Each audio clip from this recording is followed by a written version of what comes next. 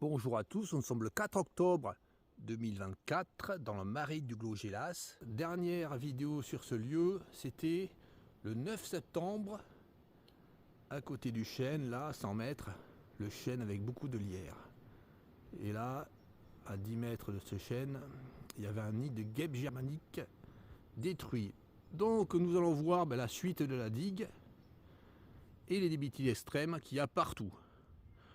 Alors je disais que la digue avait été broyée, hein. Là-bas elle n'a pas été broyée de part et d'autre, aux environs du chêne là. Mais à partir de là, 100 mètres plus loin, elle est broyée de part et d'autre. De chaque côté, la digue a été broyée. Fin août, je pense que c'est fin août ça s'est fait. Et l'autre côté du ruisseau a également été broyé. Alors mais broyé mais jusqu'au pied.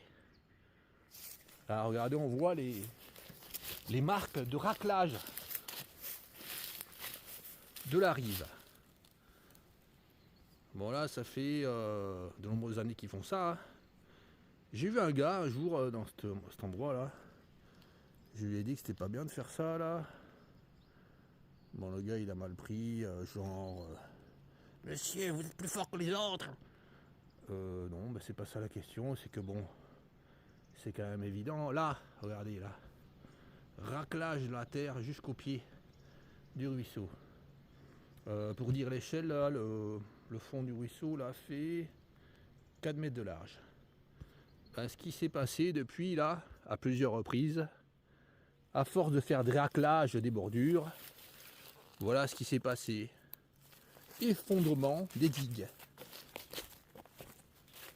Et là, ils sont venus faire des rafistolages avec des tôles en fer, des travaux très coûteux, des arbres enfoncés en pieux là pour tenir les tôles en fer. Alors là, je disais depuis là-bas que tous les arbres le long de la digue là avaient été avec leur lierre massacrés. Alors tous les arbres, hein, celui-là, les autres après, avaient des gros lierres et ils ont tous été coupés. Alors depuis 2012, il y en a certains qui sont tombés, ça a été coupé, c'est tombé ensuite. Allez, allons voir ce qu'il y a plus loin. Vous voyez là, tous les joncs là, ils ont été coupés. Ah ouais, ce que je veux vous montrer également, c'est que sans broyage, là il y a une petite partie sans broyage, ce qui poussait sur cette digue, c'est énormément de grandes consoudes. Voilà, cette partie elle n'a pas été broyée, je sais pas pourquoi.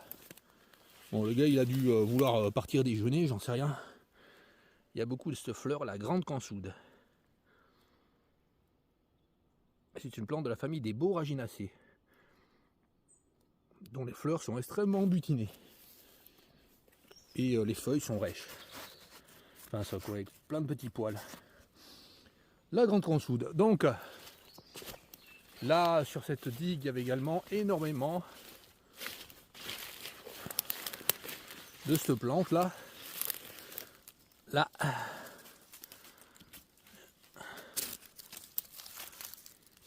Le sureau-yèble, ou appelé yèble, tout simplement. Aussi énormément d'escargots. Plusieurs espèces d'escargots. Là, on va en voir plus loin, je vais montrer les espèces que c'est.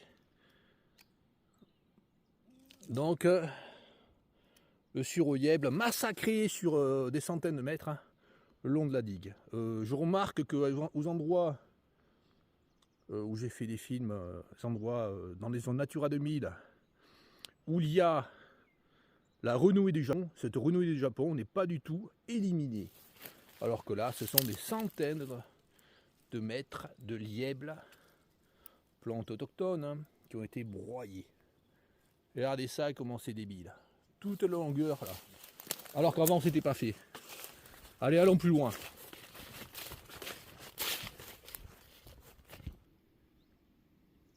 Alors, il est 19h05, j'ai oublié de préciser. Là, nous étions là-bas, là à 10 mètres. Je vous montre encore les raclages. Là, cette raclure, là, elle fait 30 cm de longueur, sur 40 cm de hauteur. Là, c'est l'engin qui, avec son bras articulé, qui vient racler la bordure. On voit les débris végétaux qui tombent dans le ruisseau, là, et qui vont se jeter un peu plus loin, hein, environ 1 km, ou même pas, dans le fleuve la Dordogne qui vient là-bas. Ils enrichissent la Dordogne en éléments, en végétaux verts. Hein. C'est pas du tout bon pour nous. Là, nous avons des plantes qu'on voit pas souvent en Gironde. Ce sont des aristoloches. Je ne sais pas si c'est naturel. Hein. En tout cas, c'est une plante qui pousse naturellement en France. Aristoloche.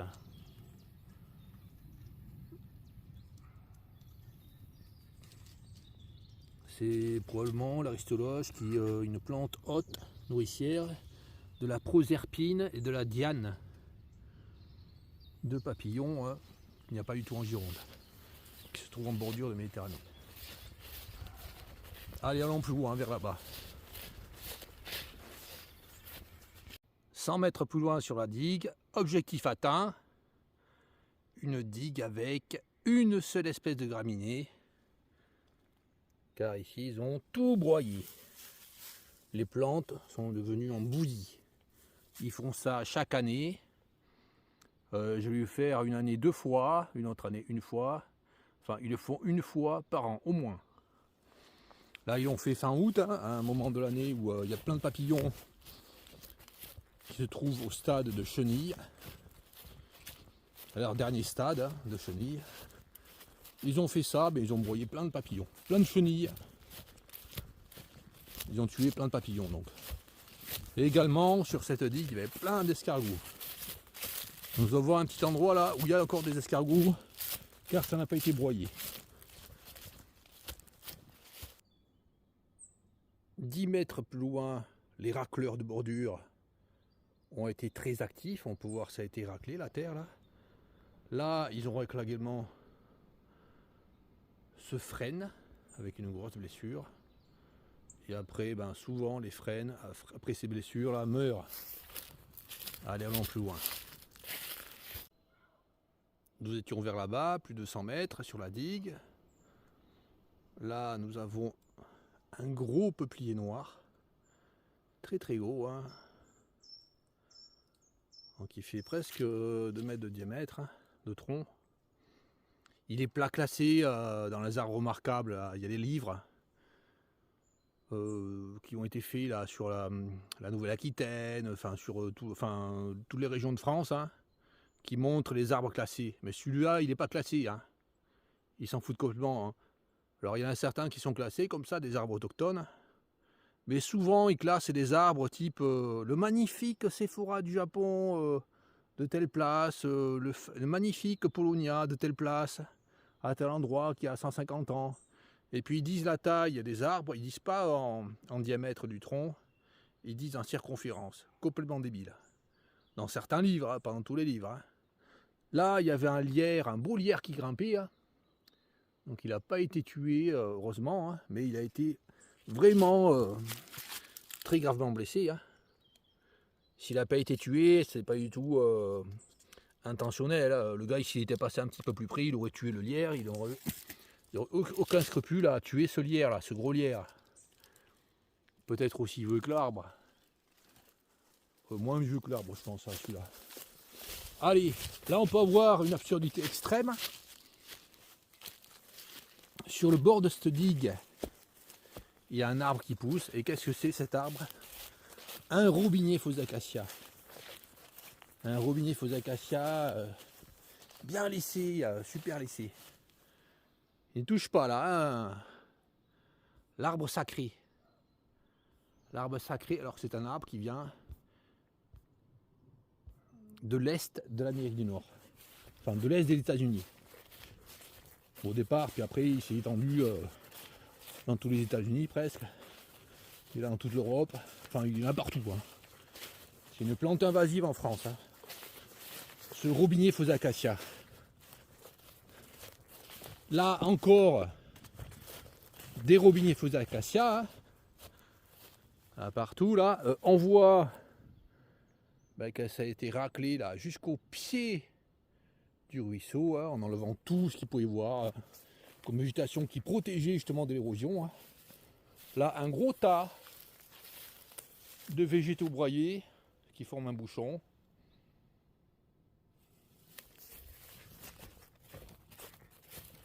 Et plein de végétaux broyés, ils sont partis dans le ruisseau jusqu'à la Dordogne, hein, quand ils ont broyé là. Encore un robinet fausse acacia, encore un robinet fausse acacia, encore un robinet fausse acacia. Ils font absolument n'importe quoi. Dans une zone Natura 2000. Entre Ison de ce côté, à quelques centaines de mètres. Non, pas Ison. Ison, c'est un peu plus loin. Entre Saint-Sulpice et Camérac. Là, le centre-ville est vers là-bas. Et Saint-Loubès de ce côté.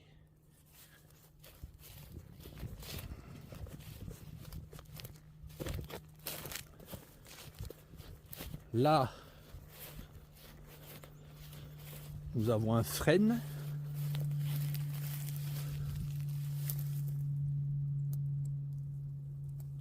Arbre de la famille des Oléacées, comme l'olivier. Là, nous avons un lierre qui grimpe, qui a été massacré. Hein. Là, on peut voir que ce lierre a été massacré hein, les années passées. Hein. Il en reste la moitié peut-être. Et là, on peut voir tous les roseaux ont été rendus en bouillie. Là, je monte avec mon pied là, pour l'échelle. Ça servait à rien de faire ça, c'est vraiment débile quoi. Donc il y avait plein d'escargots. Hein. Je suis venu l'autre jour là, j'ai essayé de filmer mais il pleuvait. Là, j'ai pas filmé. Là il y avait des escargots là. Ah, je les vois plus. Ouais, c'est ce type d'escargot là, mais il y avait des plus gros. Là. Non, pas celui-là, là, pas ce type d'escargot. Enfin, peut-être celui-là, mais il n'y en a pas de plus gros là. Des escargots jaunes. Jaunes avec une rayure noire, ou 2 rayures noires, ou 3 rayures noires, ou 4 rayures noires.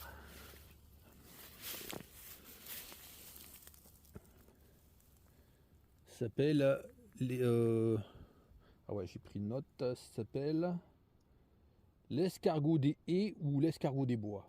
Ça a deux noms. Hein. Cepaya nemoralis. Mais bizarre, ils sont rentrés se cacher là. Ouais, parce qu'il a fait soleil aujourd'hui. Hein. Donc là, j'en trouve pas. Mais il y avait plein de petits escargots là. Le long de cette digue, il y a quelques années. Ah bah maintenant, ils broient les escargots.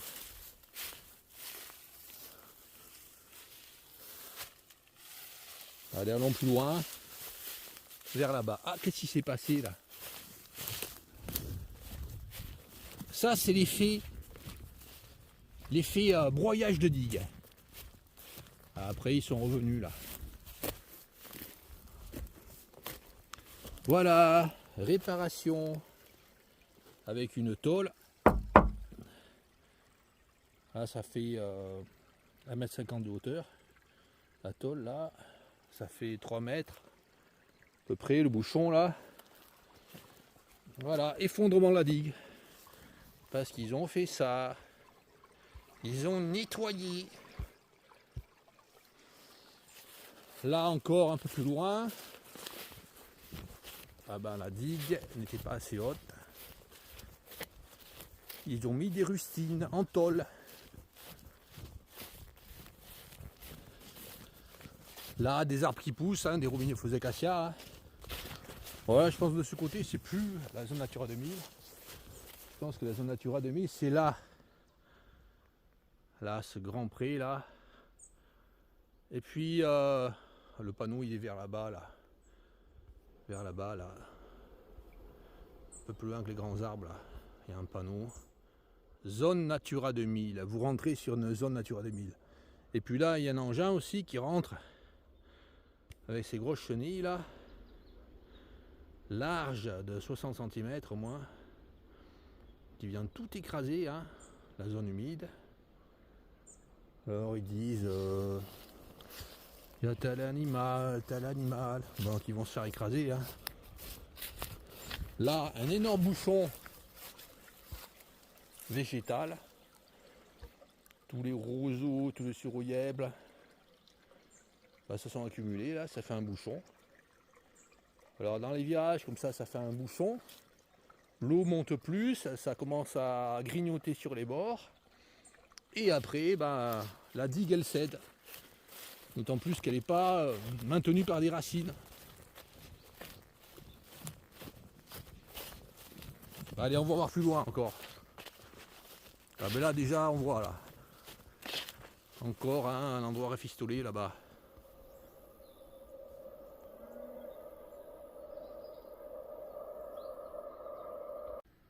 « 10 mètres plus loin, une limace rousse qui se trouve sur une tête d'écrevisse de Louisiane. Et après, ben, une seule espèce de graminée hein, sur des centaines et des centaines de mètres.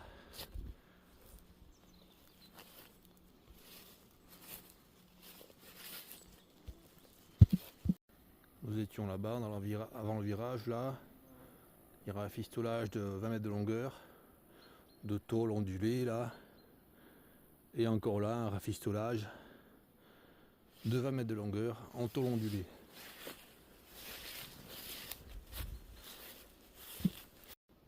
« 10 mètres plus loin, on aperçoit l'église de Saint-Loubès là, qui se trouve à quelques centaines de mètres. Donc Saint-Loubès vers là-bas et Saint-Sulpice-et-Camérac là de ce côté. «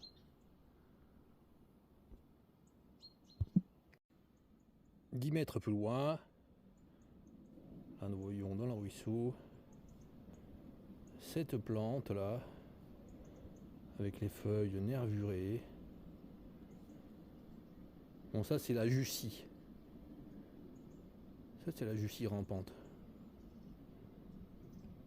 C'est pas la Jussie à grandes fleurs, c'est la Jussie rampante qui commence à s'installer dans ce ruisseau dans une zone Natura 2000. Ben, c'est-à-dire que les gars ils ont été occupés à couper les grandes consoudes, à couper les suroyèbles, etc. Mais par contre, les plantes invasives, ils ont laissé. 20 mètres plus loin, regardez les roseaux couchés là. Et un peu plus loin, les roseaux qui ont été broyés sur le bord de la rivière. Complètement débile.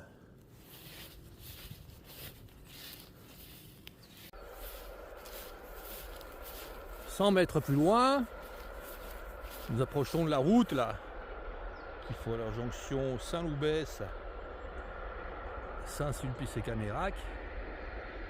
Donc se trouve à combien 3 km de distance l'un et l'autre. Là nous avons une brèche qui a été rafistolée avec des gros pieux hein, en bois. Je vous montre la taille. Hein. Là, des gros pieux en bois de 4 mètres de hauteur jusqu'au sol et prend encore plus profondément là, enfin enfoncé dans le sol. Là. J'étais passé l'an dernier sans filmer. Là. J'avais vu un engin tractopelle déjà l'an dernier qui rafistolait. Là encore rafistolage. Là j'en ai pas, enfin j'en ai vu un petit là encore, petite rustine, 2 ou 3 petites rustines que je vais pas montrer. Et là encore des travaux. Voilà, c'est super, hein, ils font une digue. Bon déjà ils font une digue, pourquoi faire? Ils ont fait une digue pour assécher hein, le marais. Hein. Bon après ça s'est fait longtemps, mais bon. Ils ont fait une digue pour assécher le marais. Avant il n'y avait pas de digue là. Un gars que j'ai croisé là du coin là, qui habite depuis longtemps dans le coin, hein, qui avait je sais pas moi, entre allez, 50 et 70 ans, il m'a dit quand j'étais petit là, il n'y avait pas de digue là. Ils ont fait la digue après. Hein. Donc il n'y avait pas de digue là, autour de ce ruisseau là. Ce qui fait qu'en hiver, quand il pleut beaucoup, ben, les prairies étaient inondées là, beaucoup plus. Là, ils sont presque pas inondées. Là.